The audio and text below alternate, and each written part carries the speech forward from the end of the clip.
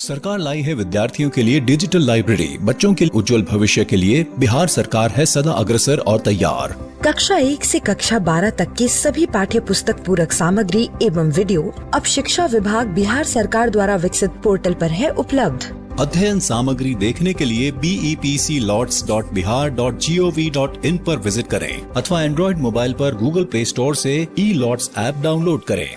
शिक्षकों, अभिभावकों एवं बच्चों से अनुरोध है कि इस लाइब्रेरी का अधिक से अधिक लाभ उठाएं और अपनी पढ़ाई जारी रखें। हेलो बच्चों, कैसे हैं आप और कैसी चल रही है आपकी पढ़ाई?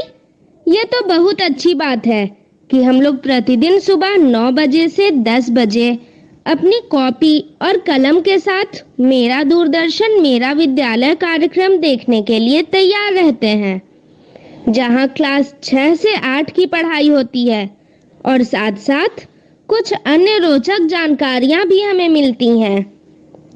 कार्यक्रम में बताई जा रही इम्पोर्टेंट पॉइंट्स को हम नोट भी करते हैं ताकि बाद में उनका रिवीजन कर सकें। और हाँ बच्चों, एक बात और, हम लोग जो भी चीज़ें मेरा दूरदर्शन मेरा विद्यालय कार्यक्रम में सीखते हैं उसका अध्ययन अपनी किताब में ज़रूर करें। इससे उन चैप्टर्स को हम पूरी तरह समझ पाएंगे। तो आज हम लोग सबसे पहले सुनेंगे बापू की पाती, जिसमें हम प्यारे बापू महात्मा गांधी के जीवन प्रसंग से जुड़ी बातों को सुनकर प्रेरणा पाते हैं। उसके बाद पढ़ाई करेंगे विज्ञान विषय की, जिसमें सबसे पहले क्लास 6 में विद्युत तथा परिपथ भाग 1 का अध्ययन करेंगे। फिर क्लास 7 में हवा के अजब खेल के बारे में समझेंगे। क्लास 8 में और समझेंगे जंतुओं में प्रजनन भाग 2 चैप्टर को। और अंत में चलेंगे पटना का संजय गांधी जैविक उद्यान और देखेंगे जू शो।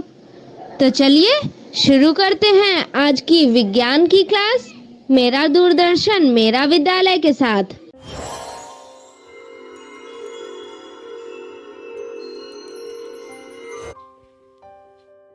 बापू की कहानी, जिसमें हम बात करेंगे महात्मा गांधी के जीवन के बारे में। पिछली बार हमने ये जाना कि बापू की शादी जल्दी हो जाने की वजह से उनकी 1 साल की पढ़ाई बिगड़ गई।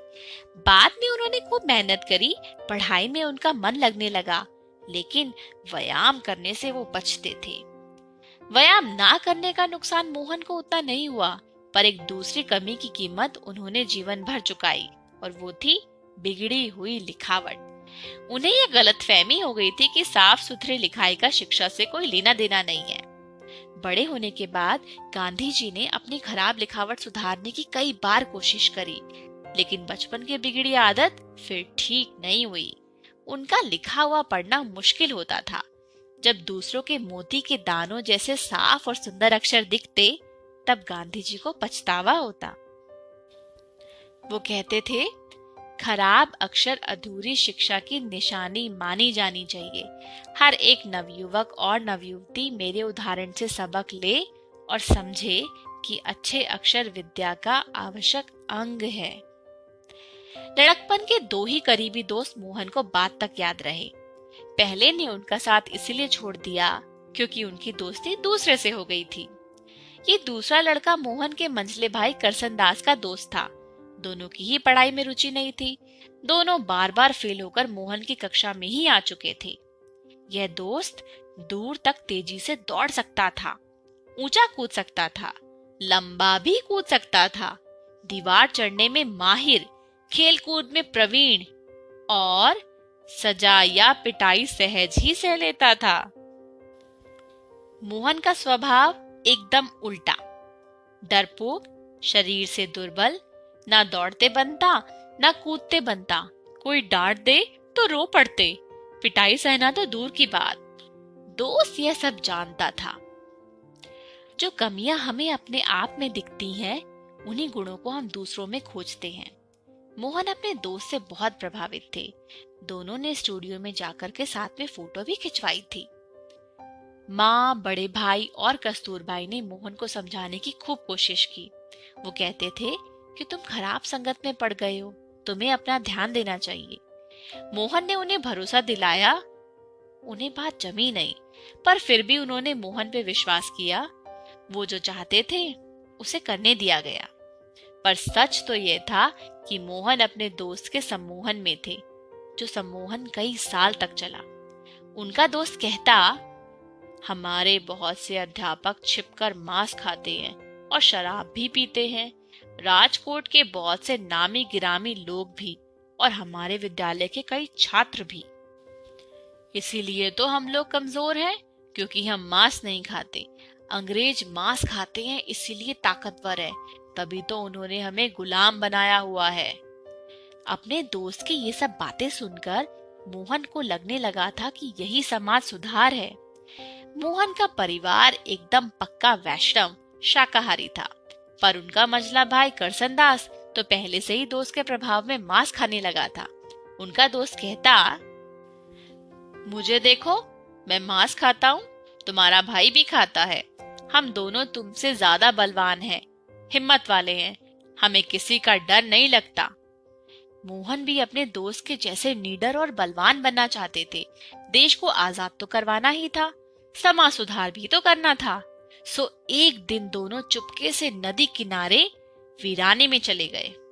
दोस्त ही सारा सामान लेकर आया था और उसी ने मांस पकाया।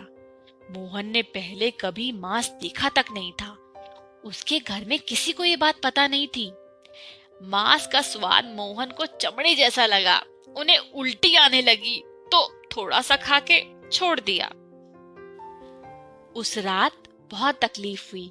जैसे ही नींद आती, उनको सपने में दिखता कि पेट में एक बकरी मिमिया रही है।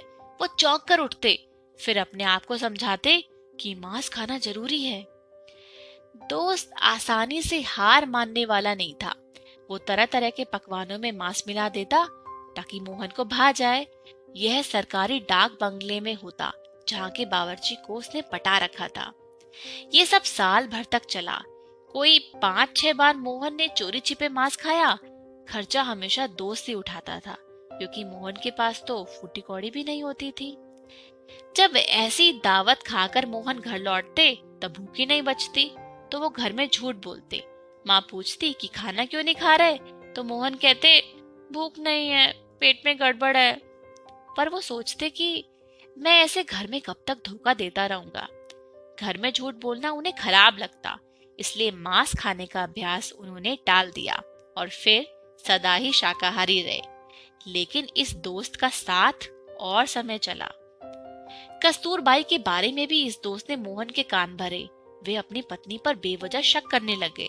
कस्तूरबाई के पास मोहन की बदसलूकी सहने के अलावा कोई चारा नहीं था। मोहन के लिए दोस्ती कई तरह से भाग्य का कारण बन चुकी थी। वे इससे तभी छूटे जब उन्होंने अपने दोस्त को कुछ ऐसी खराब हरकतें करते देखा जिससे उन्हें धक्का लगा। आज के लिए इतना ही। अगली बार हम देखेंगे कि क्या हुआ था जब महात्मा गांधी ने चोरी की थी।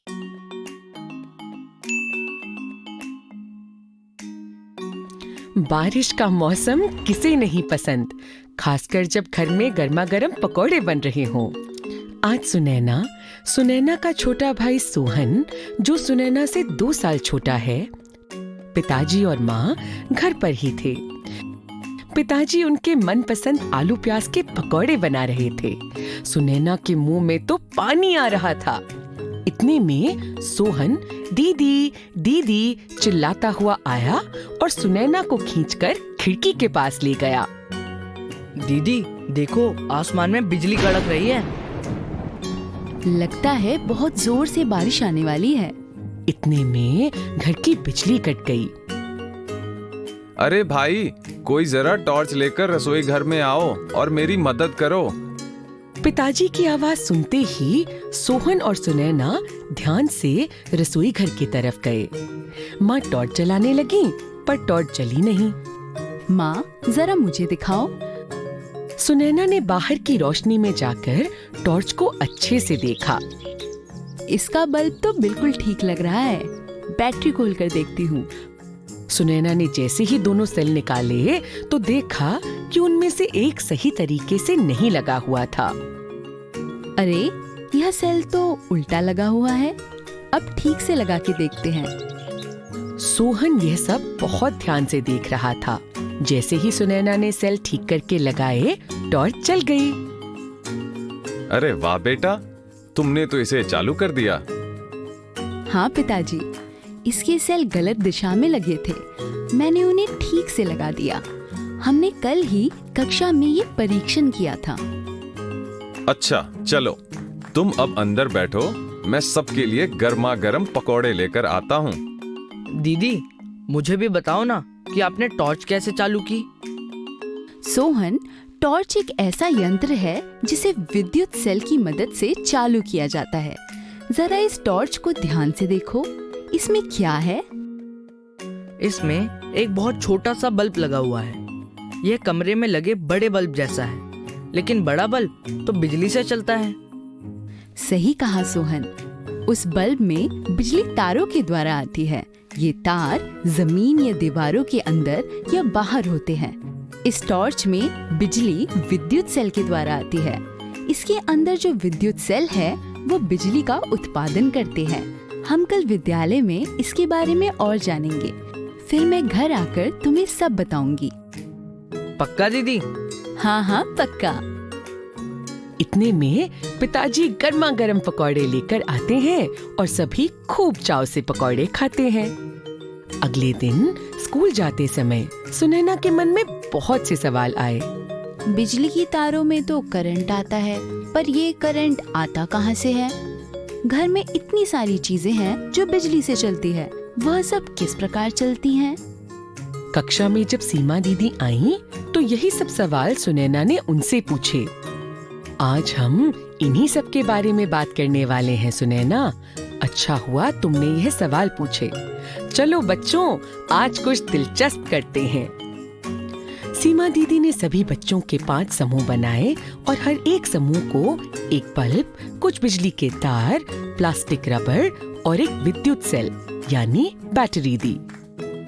सभी समूहों के पास एक बल्ब, बैटरी तथा बिजली के तार हैं। सबसे पहले आप बल्ब का अच्छे से निरीक्षण करें और बताएं कि आपने क्या-क्या देखा। बल्ब कांच का बना है और बल्ब के अंदर छोटी छोटी तारें हैं। उन तारों को तंतु कहते हैं। जब हम प्रयोग द्वारा बल्ब जलाएंगे, तब आप सब ध्यान से तंतु का निरीक्षण करेंगे। बल्ब का निचला हिस्सा धातु से बना है और गोल आकार का है। सीमा दीदी, इसमें एक जोड़ यानी प्लस और एक घटा यानी माइनस का निशान भी है। वह बल्ब के 2 टर्मिनल हैं। एक पर धन चिन्ह यानी कि प्लस और एक पर ऋण चिन्ह यानी कि माइनस है। अब हम सब इस बैटरी की मदद से बल्ब को चालू करना सीखेंगे। आप ध्यान रखें कि इस बैटरी की मदद से हम विद्युत का उत्पादन कर रहे हैं। यह प्रयोग किसी बड़े के सामने ही करें तथा सिर्फ इस बैटरी की मदद से करें। विद्युत तार या सॉकेट से ऐसा प्रयोग न दोहराएं। अब आप सब विद्युत तारों में से प्लास्टिक के आवरण या लेयर को हटा दें। आप सभी को एक प्लास्टिक रबर दिया गया है। उसकी मदद से बैटरी, तार और बल्ब को जोड़कर बल्ब जलाने का प्रयास करें। 5 समूह में काम शुरू हो जाता है। सुनैना के समूह में सुनैना, मोहन, मीना और प्रदीप हैं। सुनैना झट से प्लास्टिक के आवरण को हटा देती है। मोहन बैटरी पर प्लास्टिक रबर चढ़ा देता है और तारों के दूसरे सिरों को बल्ब के अलग अलग हिस्सों से जोड़ना शुरू कर देता है। बाकी समूहों में भी यही प्रक्रिया चल रही होती है। इन दोनों सिरों को जोड़कर मैं बल्ब के निचले हिस्से में लगाकर देखता हूँ। ऐसा करने पर बल्ब नहीं जलता। यह देखो, जिस तरह प्लस या माइनस का निशान बैटरी पर बने हैं, उसी तरह बल्ब में भी है। हम सेल के धन चिन्ह यानी प्लस को बल्ब के धन चिन्ह यानी प्लस से और सेल के ऋण चिन्ह माइनस को बल्ब के ऋण चिन्ह यानी माइनस से जोड़ कर देखते हैं। ऐसा करने पर बल्ब जल जाता है। सीमा दीदी, देखो ये बल्ब जल गया। अरे वाह! अब उल्टा जोड़कर देखो। क्या हम इसको उल्टा कर सकते हैं? हम सेल के धन चिन्ह यानी प्लस को बल्ब के ऋण चिन्ह यानी माइनस से और सेल के ऋण चिन्ह यानी माइनस को बल्ब के धन चिन्ह यानी प्लस से जोड़कर देखते हैं। ऐसा करने पर भी बल्ब जल जाता है। सभी समूहों ने अपने अपने तरीके से बल्ब को चालू करने की कोशिश की और सबको सफलता मिली। सभी बच्चे प्रयोग करके बड़े खुश हुए। सीमा दीदी, इतने सारे तरीकों में से केवल कुछ तरीकों से बल्ब क्यों जला? अच्छा सवाल है। आओ साथ में पता करते हैं कि ऐसा क्यों हुआ। सुनैना, तुम्हारे समूह में बल्ब कैसे जला? दीदी, हमने सेल के धन चिन्ह को तार की मदद से बल्ब के ऋण चिन्ह से मिलाया। इससे हमारा बल्ब चालू हो गया। जब आप सबने सभी चीजों बल्ब, तार एवं बैटरी को सही तरीके से लगाया तो यह विद्युत के लिए एक रास्ता बन गया। इस तरह की व्यवस्था जहां विद्युत सेल के दोनों टर्मिनल बल्ब के दोनों टर्मिनल से जुड़े होते हैं उसे विद्युत परिपथ कहते हैं। बल्ब केवल तभी चालू हो पाया जब आपके बनाए विद्युत परिपथ में विद्युत धारा प्रवाहित हुई। हाँ। चलो बच्चों, आज हमने जो भी सीखा उसका एक प्रवाह चार्ट बनाते हैं। सीमा दीदी ने बोर्ड पर प्रवाह चार्ट कुछ इस तरह बनाया। विद्युत सेल से विद्युत उत्पन्न होता है। विद्युत प्रवाह जो एक प्रवाह करता है विद्युत परिपथ में, जिससे विद्युत यंत्र चलते हैं। सभी बच्चों ने इसे अपनी अपनी पुस्तिका में बनाया। आज की कक्षा तो बहुत मजेदार थी। मैं घर जाकर ये सब माँ, पिताजी और सोहन को बताऊंगी।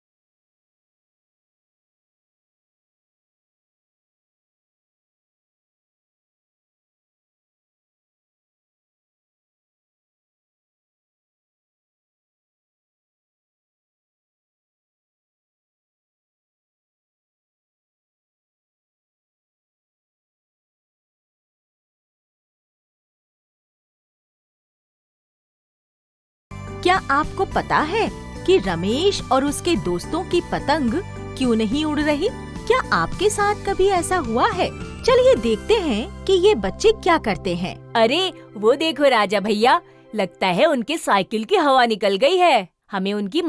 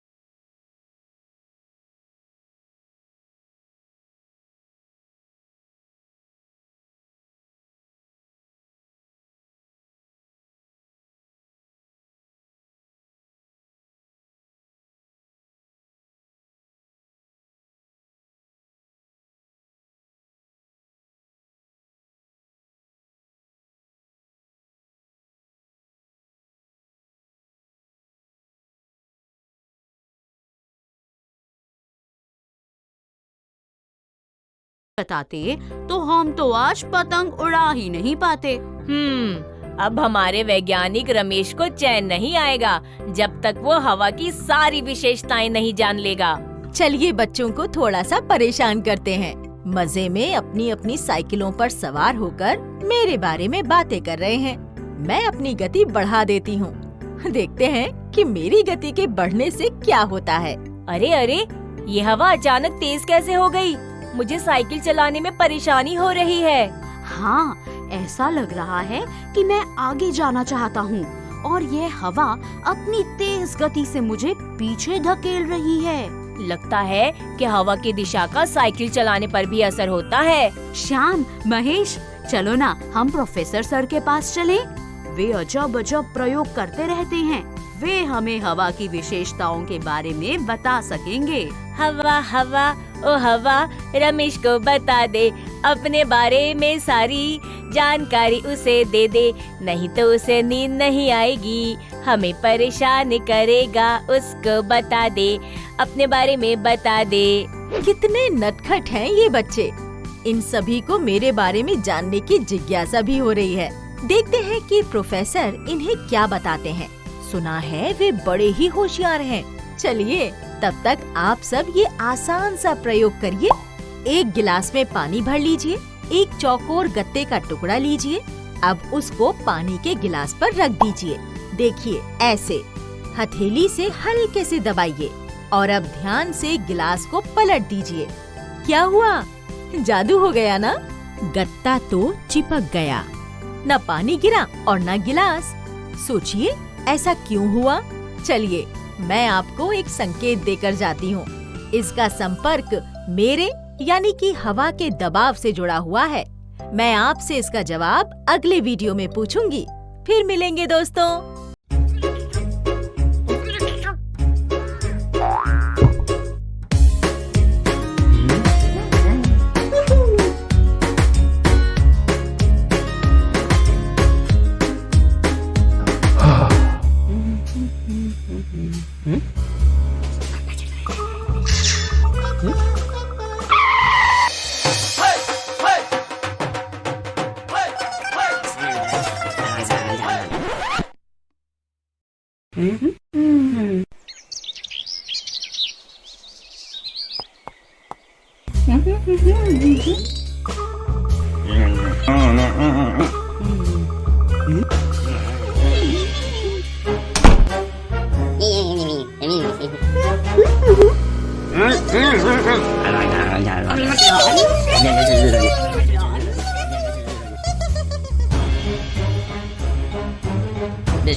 Se le COVID que queda ya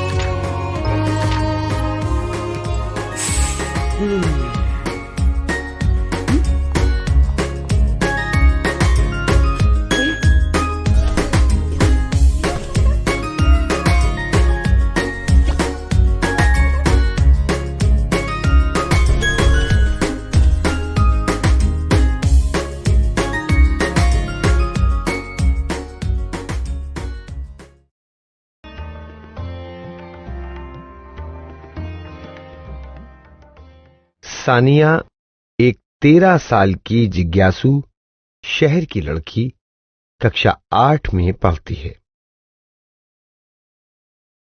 Kabir Sania का भाई 14 साल का लड़का है जो उसकी चीजों को समझने में मदद करता है और विभिन्न गतिविधियां करता है। मम्मी सानिया की मां जो उन्हें विभिन्न अवधारणाओं को समझने में सुविधा प्रदान करती हैं। हेलो दोस्तों, आप लोग कैसे हैं? याद है मम्मी और कबीर भैया ने हमें बताया था कि कैसे हाइड्रा और अमीबा जैसे कुछ जीवों में अलैंगिक प्रजनन होता है। मैं अभी भी सोच रही हूं कि कुत्ते, बिल्ली, घोड़े, शेर, पक्षी कैसे प्रजनन करके अपने जैसे को जन्म देते हैं। क्या आप भी जानने के लिए उत्सुक हो? चलो चलकर मम्मी से पूछते हैं। मम्मी, क्या मैं आपसे कुछ पूछ सकती हूँ? हाँ, जरूर सानिया। याद है एक दिन हम लोग जंतु के अलैंगिक प्रजनन के बारे में बात कर रहे थे? हाँ, मैं जानना चाहती हूँ कि जानवर जैसे कि कुत्ता या बिल्ली कैसे अपने बच्चों को जन्म देते हैं। क्या इनमें भी अलैंगिक प्रजनन होता है? नहीं सानिया, इन जानवरों में लैंगिक प्रजनन होता है। याद है मैंने तुम्हें बताया था पौधों की तरह ही जंतुओं में भी नर और मादा जनन अंग होते हैं।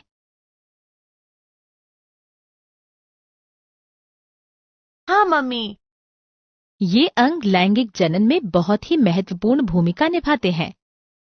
पौधों में जिस तरह से अंग भाग लेते हैं। हाँ सानिया। मम्मी, ये अंग प्रजनन के लिए कैसे काम करते हैं? इससे पहले सानिया, क्या तुम जानती हो कि ये अंग क्या हैं?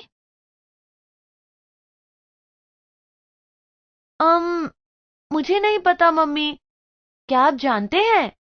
चलिए हम अपनी पुस्तक में देखकर उन अंगों के बारे में पता लगाते हैं जिन्हें नर और मादा जननांगों के रूप में वर्गीकृत किया गया है। वृषण नर युग्मक उत्पन्न करते हैं जिसे शुक्राणु कहते हैं।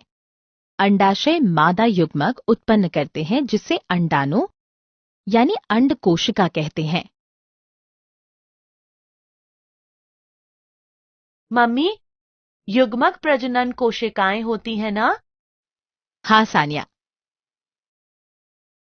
सानिया, तुमने कक्षा 7 में पौधों के लैंगिक प्रजनन के बारे में पढ़ा था। क्या तुम उस प्रक्रिया के बारे में बता सकती हो? हाँ मम्मी, पौधों में नर और मादा युग्मक का संलयन होकर युग्मनज बनता है। इस युग्मनज से भ्रूण बनता है जो एक पौधा बन जाता है।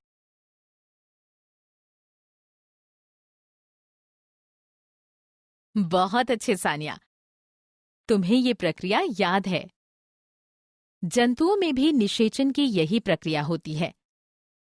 मादा युग्मक या अंडाणु और नर युग्मक या शुक्राणु के साथ जुड़ जाते हैं जिससे युग्मनज बनता है। ये माता और पिता दोनों के कुछ लक्षण को प्राप्त करता है।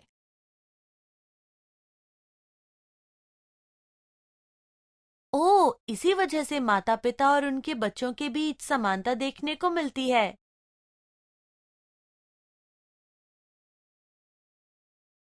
बिल्कुल। दोस्तों, क्या अब आपको ये समझ में आया कि क्यों कुछ लोग ये कहते हैं कि आप अपने माता या पिता की तरह लगते हैं? या आपका कोई लक्षण आपके माता पिता की तरह ही है? चलो यहाँ एक गतिविधि करते हैं। अपने परिवार के सदस्य और उनके माता पिता में समानता है, इसकी सूची बनाएं।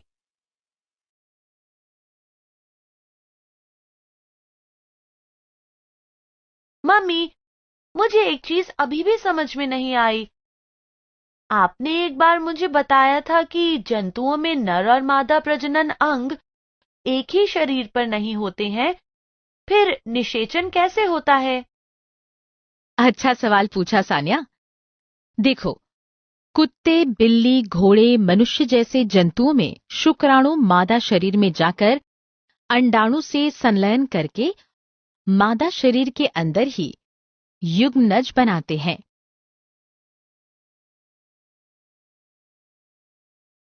अच्छा, जिससे कि मादा शरीर के अंदर ही बच्चा विकसित हो। हाँ, इसे आंतरिक निषेचन कहते हैं। लेकिन ये कोई एकमात्र तरीका नहीं है जिससे जंतुओं में निषेचन होता है। और तरीके कैसे कैसे होते हैं? तुम अपनी किताब की सहायता से खुद पता करो। दोस्तों, अपनी किताब के पेज नंबर 103 पर आप इसके बारे में जान सकते हैं। सानिया, क्या तुम जानती हो, युग्मनज एक कोशिका है। ये एक जंतु की तरह बनने के लिए कई प्रक्रिया से गुजरती है। ओह, तो एक कोशिका से एक जीव बन जाता है।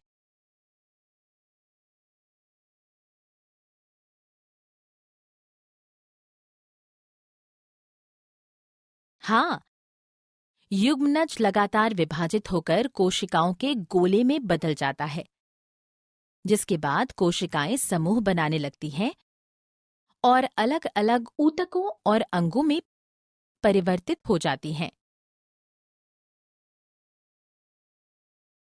क्या हम भ्रूण को विकसित होते देख सकते हैं? नग्न आंखों से नहीं देख सकते हैं। आंतरिक निषेचन में युग्मनज मादा शरीर के अंदर बनता है। भ्रूण गर्भाशय दीवार से जुड़ जाता है और प्रक्रियाओं से होता हुआ शरीर अंग ऊतकों में बनता जाता है। जब सारे शरीर अंग पहचाने जा सकते हैं, भ्रूण को गर्भस्थ शिशु कहते हैं। भ्रूण को हम अल्ट्रासाउंड द्वारा देख सकते हैं। जब गर्भस्थ शिशु की प्रक्रियाएं पूरी हो जाती हैं, तब बच्चा पैदा होता है।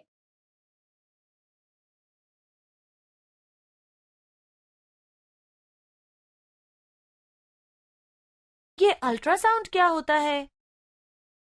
चिकित्सकीय प्रक्रिया में अल्ट्रासाउंड यानी पराध्वनि द्वारा शरीर के अंदर की तस्वीरें लेते हैं। इससे भ्रूण के विकास की स्थिति का विश्लेषण करने में मदद मिलती है।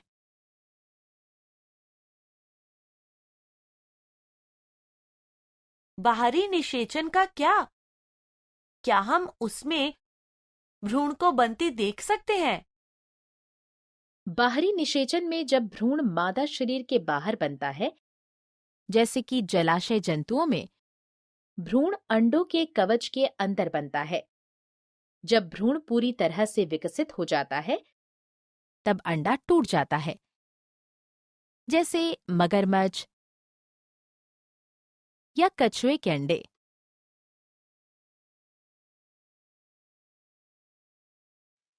यह सचमुच हैरानी की बात है। हम सब एक कोशिका से बने हैं। आप भी हैरान हैं ना दोस्तों? सारांश। हमने जाना कि नर जनन अंगों में एक जोड़ा वृषण, 2 शुक्राणु नलिका तथा एक शिशन होता है। मादा जननांगों में एक जोड़ी अंडाशय, अंडवाहिनी तथा गर्भाशय होता है। शुक्राणु और अंडाणु के संलयन से युग्मनज बनता है और इस प्रक्रिया को निषेचन कहते हैं। निषेचन आंतरिक या बाहरी हो सकता है। युग्मनज लगातार विभाजित होकर भ्रूण बनाता है जो बाद में गर्भ बन जाता है।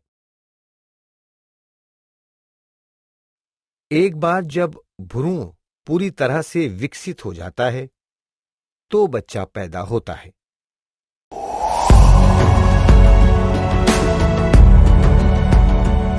छठी से 10वीं कक्षा के विद्यार्थी ध्यान से सुने।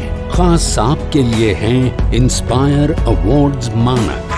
TST और NIF द्वारा हर साल हो रहे इंस्पायर अवार्ड्स मानक के पहले राष्ट्रीय पुरस्कार विजेता हैं। विजेता आप भी हो सकते हैं। इसलिए किसी भी क्षेत्र में साइंस और टेक्नोलॉजी पर आधारित अपने इनोवेटिव आइडियाज के साथ तैयार हो जाइए। जानते हैं ना, आप में से 1 लाख स्टूडेंट्स को 10-10 हजार रुपए मिलेंगे अपने आइडियाज को प्रोटोटाइप बनाने के लिए। उसके बाद दुनिया सराहेगी आपका हुनर जब पहुंचेगा आपका आइडिया लोगों तक प्रोडक्ट के रूप में। तो अपने ओरिजिनल इनोवेटिव आइडियाज को स्कूल में जमा करें। बेस्ट आइडियाज आगे बढ़ाए जाएंगे ऑफिशियल वेबसाइट पर, और हाँ, जल्दी आज ही जमा करें। So good luck with inspire awards मानक।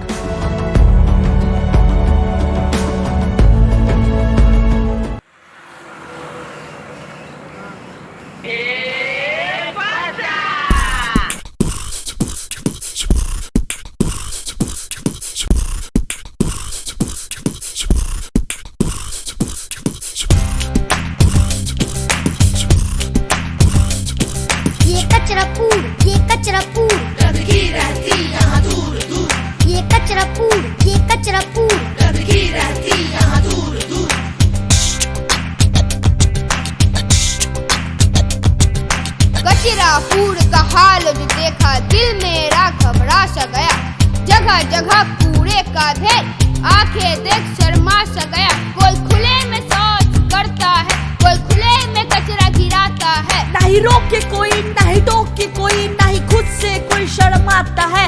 यहाँ सांस लेने में डर लगता, हवा में घुला शहर लगता। जिंदे इंसान यहाँ रहते नहीं, मुर्दों का ये तो शहर लगता। ये कचरा पूर, ये कचरा पूर, गंदगी रहती यहाँ दूर दूर।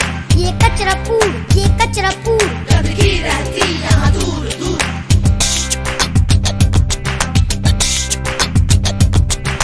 नाम मेरा अभिषेक हुआ, मैं कचरा पूरे में रहता हूँ। कहने से भी कम नहीं होता है, तकलीफें इतनी सहता हूँ। पीने को गटर का पानी मिले, खाने में कचरा खाता हूँ। कहीं कैंसर डेंगू मलेरिया, कहीं कहीं चिकनगुनिया पाता हूँ। प्रकृति का दम घुटने लगा, जलवायु दूषित होने लगा। इन कचरों के ढेर में मैं दब न जाऊँ, अब डर मुझे ये होने लगा। ये कचरा पूर, ये कचरा पूर, गंदगी रहती यहाँ दूर दूर। ये कचरा पूर, ये कचरा पूर, गंदगी रहती यहाँ दूर दूर। ये कचरा पूर, ये कचरा पूर, गंदगी रहती यहाँ दूर दूर।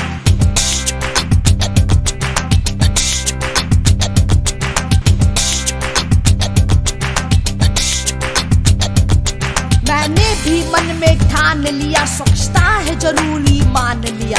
गंदगी को दूर भगाना है, नहीं तो समझो जान गया। लोगों को दावत देता जो, या किसको है एहसास नहीं। खुशबू की जगह बदबू जो मिले, आती है मुझको रास नहीं। सुंदरपुर को वैसे ही रखना है, कचरापुर नहीं बनाना है। स्वच्छ भारत हो सपना अपना, करके हमें दिखाना है। ये कचरा पूर, ये कचरा पूर, गंदगी रहती यहाँ दूर दूर। ये कचरा पूर, ये कचरा पूर, गंदगी रहती यहाँ दूर दूर।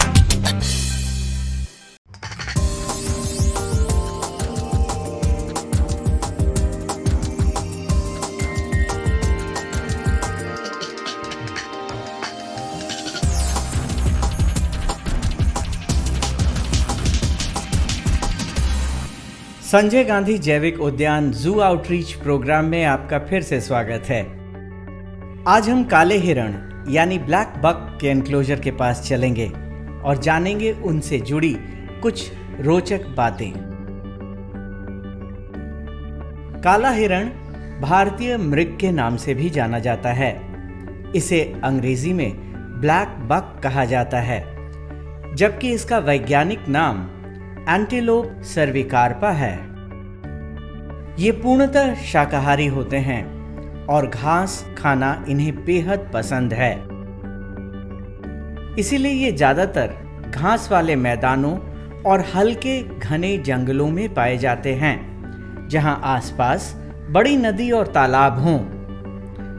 इनके सिर पर घुमावदार लेकिन बिना शाखाओं वाला सिंग होता है, जो वी आकार जैसे लगते हैं। ये सिंग ही इनकी पहचान है। इसका चेहरा काले रंग का होता है और आंखों की धारियां सफेद रंग में होती हैं। एक स्वस्थ काले हिरण का औसत जीवन काल लगभग 10 से 15 सालों तक होता है और जंगलों में ये घास और अन्य छोटे पौधों को खाकर जीवित रहते हैं। आमतौर पर नर काले हिरण का औसत वजन 34 से 45 किलोग्राम का होता है, लेकिन मादा काले हिरण नर काले हिरण के अपेक्षा थोड़े कम वजन की होती हैं। मादा काले हिरण की औसत वजन 31 से 39 किलोग्राम होता है। ये एक साधारण आकार का हिरण है जो 60 से 85 सेंटीमीटर ऊंचा होता है। मादा काले हिरण की गर्भावस्था आमतौर पर 160 दिनों की होती है। IUCN ने काले हिरण को लगभग विलुप्त प्राय जानवरों की श्रेणी में शामिल किया है। ब्लैक पग इनकी संख्या पटना जू में जो इनक्लोजर है इसमें लगभग ये 30 की संख्या से में है और ये काफ़ी प्रोलिफिक ब्रीडर होते हैं, काफ़ी तेज़ी से इनकी संख्या बढ़ती है। ये एंटीलोप हैं और दूसरे हिरणों से अलग होते हैं क्योंकि इनमें एंटलर के जगह हॉर्न पाया जाता है। जो ये हॉर्न होते हैं इसका शेडिंग नहीं होता है, ये परमानेंट होते हैं। और ब्लैक बग का जो डिस्ट्रीब्यूशन है वो इंडिया, नेपाल, पाकिस्तान इत्यादि में पाए जाते हैं। मैदानी इलाके में ज़्यादा पाए जाते हैं ये, और ग्रासलैंड्स में रहना इनको ज़्यादा पसंद है जहाँ पानी की उपलब्धता हो। बिहार में ब्लैक बग जो है बक्सर, आरा इत्यादि रेसिडेंशियल इलाके में भी, ग्रामीण इलाके में जहाँ खेती ज़्यादा है वहाँ ये शुरू से रहते आए हैं और वहाँ के लोग इसका संरक्षण में योगदान भी करते हैं। पटना जू में खाने में भूसा और सीजनल ग्रासेस इत्यादि और ट्विक्स, लीफ ट्विक्स इत्यादि दिया जाता है। इसके अतिरिक्त जो इनमें सेक्सुअल डाइमॉर्फिज्म पाया जाता है, जो मेल होते हैं उनका कलर एडल्ट मेल का ब्राउन होता है और नीचे के भाग में ये वाइट होते हैं, जबकि जो फीमेल होती हैं उनका अपर का हिस्सा येलो कलर का होता है, लाइट येलो कलर का, और नीचे जो है वो वाइट होता है। काफ़ी तेज़ी से इनकी जनसंख्या बढ़ती है। पटना जू में भी काफ़ी इनकी संख्या है और इन्हें एक्सचेंज प्रोग्राम के तहत हम दूसरे जू को भी देते हैं। नीलगाय एक बड़ा और शक्तिशाली जानवर है जो भारत के कई हिस्सों में पाया जाता है। नीलगाय भारत में पाई जाने वाली मृग जातियों में सबसे बड़ी है। मादा नीलगाय का रंग मटमैला या भूरा होता है, जबकि नर का रंग नीलापन लिए होता है। नीलगाय दिवाचर यानी दिन में चलने फिरने वाला प्राणी है। ये घास और झाड़ियों के पत्ते के शौकीन होते हैं, पर ये किसान के फसलों पर भी धावा बोलते हैं। इसलिए जानवर खुले घास के मैदानों में भी निवास करते हैं। ये एक शाकाहारी प्राणी है। इसका मुख्य भोजन घास फूस ही है, लेकिन ये फल फूल भी खाते हैं।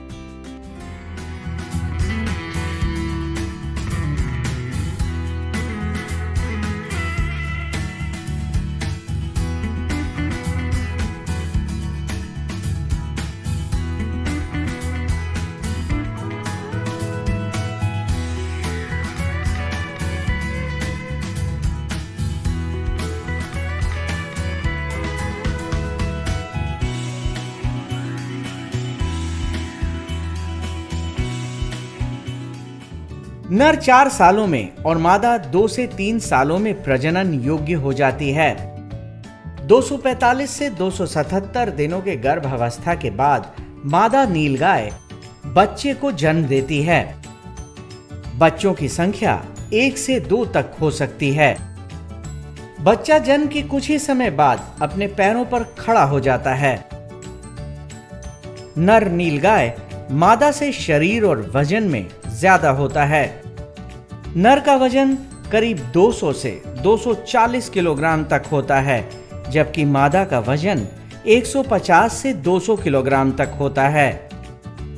नर नीलगाय 130 से 150 सेंटीमीटर लंबा होता है, जबकि मादा नीलगाय 100 से 130 सेंटीमीटर लंबी होती है। जैसा कि नाम से ही प्रसिद्ध है, इसे अंग्रेजी में बुलबुल भी कहा जाता है और हिंदी में नीलगाय कहा जाता है। आज के बदलते परिवेश में ये पूरे जंगल में तो मिलते ही हैं, जंगल के अलावे कृषि वाले जगह पे, खेती बाड़ी जहाँ होती है उस जगह पे भी पाए जाते हैं। ये नीलगाय जो हैं भारतीय अनुसूची में शेड्यूल के 3 के प्राणी हैं और ये काफ़ी फास्ट ब्रीडर हैं। जंगल में बाघ इनका बहुत चाव से शिकार करके खाते हैं और एक मुख्य प्रजाति है जंगल में जो बाघों की उपस्थिति को भी दर्शाता है। संजय गांधी जैविक उद्यान में इनके रख रखाव के लिए ये एक शेड बनाया गया है, छाया है जहाँ पे पानी की व्यवस्था की गई है। मुख्य रूप से इनके आहार में घास, पत्ते, फल, दाने इत्यादि होते हैं। यहाँ पे हम लोग इनको डियर मेस भी देते हैं, स्वच्छ पानी भी प्रदान किया जाता है और स्वास्थ्य की बराबर देखभाल होती है। संजय गांधी जैविक उद्यान में नीलगाय और काले हिरण अपनी खूबसूरती के कारण दर्शकों को बेहद पसंद हैं। यहाँ आने वाला हर दर्शक इनके एनक्लोजर के पास जरूर आता है और इन्हें देखता है। आज के एपिसोड में बस इतना ही। कल फिर मिलेंगे पटना जू शो में एक नए एनक्लोजर के पास, एक नए जानवर के साथ। तब तक के लिए नमस्कार।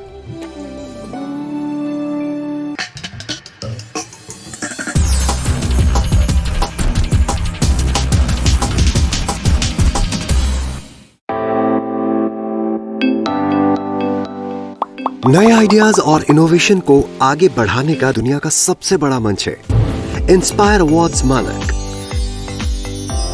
जहां कक्षा 6 से 10 तक के छात्र साइंस और टेक्नोलॉजी से संबंधित अपने आइडियाज और इनोवेशन को देश दुनिया तक पहुंचाने का मौका पा सकते हैं। स्कूल के माध्यम से जल्द अपने आइडिया को इंस्पायर अवार्ड मानक के वेब पोर्टल पर जमा करवाएं और अपने इनोवेटिव यात्रा की शुरुआत करें। ये करेगा आपके सपनों को साकार और एक नए नवसर्जक भारत का निर्माण। इंस्पायर अवार्ड्स मानक, इंस्पायरिंग इनोवेटर्स ऑफ टुमारो। ज्यादा जानकारी के लिए www.inspireawards-dst.gov.in पर जाएं।